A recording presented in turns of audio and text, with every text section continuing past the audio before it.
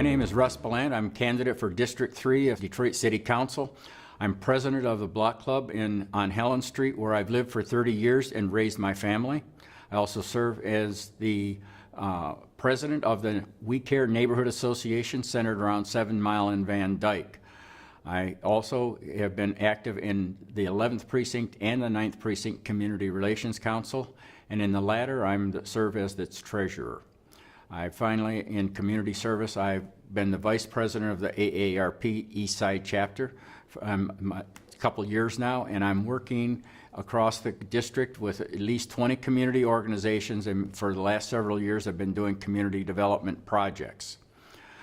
One of our needs of our district is jobs, and I want to talk about bringing food processing plants into our area, because we have a unique combination of resources that can't be matched in other parts of the city or the state of Michigan in terms of raw water resources, transportation hub, and so forth.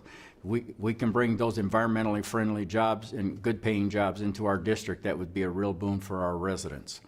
I also want to emphasize that there are things that can be done without additional resources to the city, but by a change of policy that will thwart the development of blight in our area. Blight is caused primarily by tax foreclosures, and we've had tens of thousands of families who've lost their homes due to tax foreclosures, and those homes, once abandoned, become stripped and undesirable. What we should be using instead is the hardest hit funds provided by President Obama in 2010, originally to keep low-income families in their homes. And instead, we've been using it strictly for demolition. If we go back to the original purpose, we can stop the foreclosure of thousands of homes a year in the city. Our District 3 is the hardest hit with this problem. We need to stop doing that. We need to also discontinue the practice of massive water shutoffs. The 18,000 shutoffs this year can't be justified. No city in the United States does this to its citizens. And I'm concerned also not only for the households and the children affected, but because I was licensed by the state and served in the Detroit water system, where I was trained through an apprenticeship program during the Coleman Young era.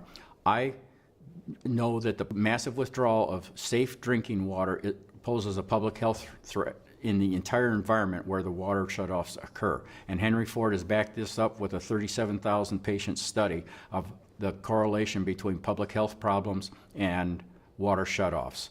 In closing, I want to say that I'm going to be focused on jobs. I'm going to be focused on policies that bring development and stop the creation of blight, and we can do a lot of that without additional money.